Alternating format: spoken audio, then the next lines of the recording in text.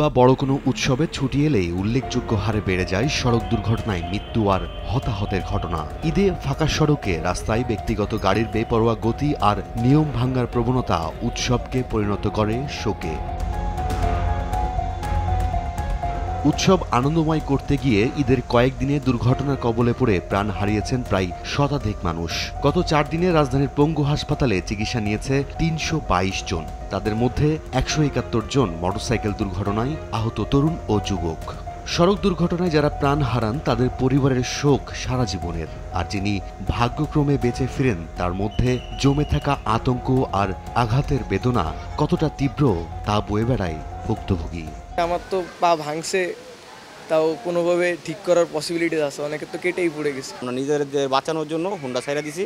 আমার এক বন্ধুর এক সাইড এদিক দিয়ে গেছে গা, আর আমার পা ভাঙছে। ভালো না হলে তো আর কাজ করে পাবো না,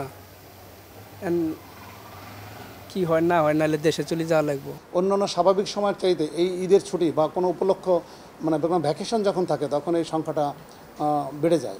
নগদের কাছে সব গ্রাহকই প্রিয়, তাই তো সারা দেশে ক্যাশ আউট চার্জ সবচেয়ে কম। বুধবার সচিবালয়ে সড়ক পরিবহন ও সেতুমন্ত্রী ওবায়দুল কাদের বলেন, দেশের সড়ক ও মহাসড়কে দুর্ঘটনার মূল কারণ মোটরসাইকেল ও ইজি বাইক। সড়কে শৃঙ্খলা ফেরাতে দ্রুত নীতিমালা প্রণয়ন করার কথা জানান মন্ত্রী। এবার এ পর্যন্ত যত অ্যাক্সিডেন্ট হয়েছে মোটরসাইকেলে সবচেয়ে বেশি, এরপরে ইজি বাইক। এগুলো রাস্তার শৃঙ্খলাকে নিদারুণভাবে বিঘ্নিত করছে। কাজে এখানে একটা সুস্পষ্ট নীতিমালা থাকা প্রয়োজন। এদিকে রাজধানী ও আশেপাশে এলাকার গুরুত্বপূর্ণ স্থানে চেকপোস্ট থাকলেও তেমন কোনো নজরদারি না থাকায় সুযোগ পেলেই গাড়ির গতি স্পিড মিটার ছুঁইছে 80 থেকে 100 কাটা, কিন্তু যা হওয়ার কথা ছিল সর্বোচ্চ 30 থেকে 60-এর মধ্যে।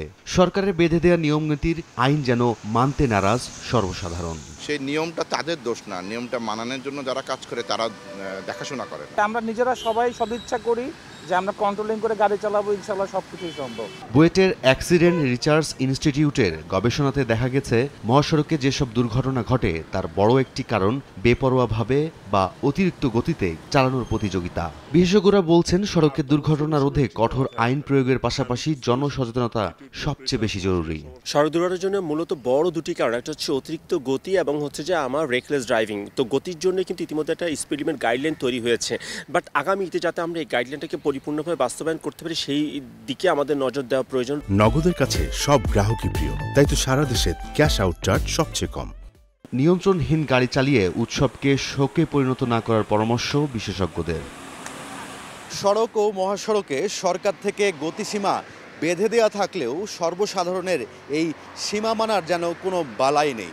অথচ খানিকটা যদি নিয়ম মেনে সড়কে গাড়ি চালানো যেত তাহলে এত দুর্ঘটনা থেকে অনেকটা রক্ষা পেত সাধারণ মানুষ। রাজুল ইসলাম শুভ, সময় সংবাদ, ঢাকা।